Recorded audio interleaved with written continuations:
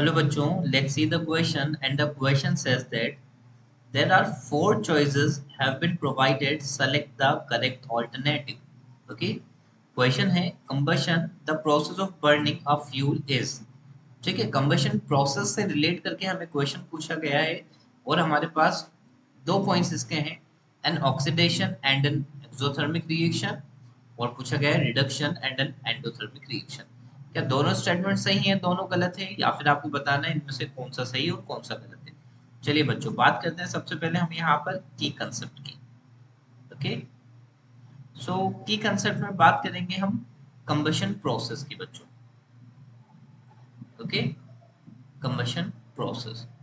तो combustion process basically हमारे पास ये एक केमिकल रिएक्शन होता है बच्चों, और इस केमिकल रिएक्शन में आपको पता है बच्चों कि इस केमिकल रिएक्शन में ऑक्सीजन रिक्वायर्ड होता है।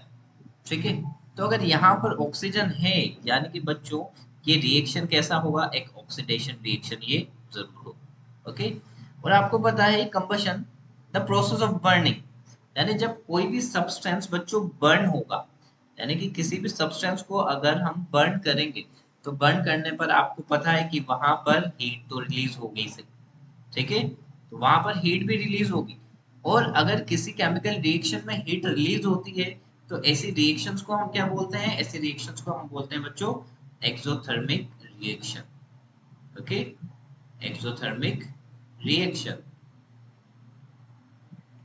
ओके बच्चों, so I hope you are getting your answer. तो आपका जो आंसर है यहाँ पर अब आपको पता लगा होगा कि ये ए ऑप्शन हमारे पास सही है। ठीक है, यानी कि ऑक्सीडेशन प्रोसेस होता है और एक्सोथर्मिक रिएक्शन होता है। ठीक है, रिडक्शन एंड एंडोथर्मिक रिएक्शन नहीं होता, that is false and that is true statement. तो यहाँ पर क्या ऑप्शन दे रखे हैं, only A is true, only B is true.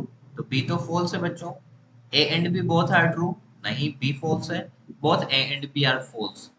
बिल्कुल, तो हमारे पास कौन सा ऑप्शन यहाँ पर बच रहा है, ओनली ए ऑप्शन हमारे पास बच रहा है।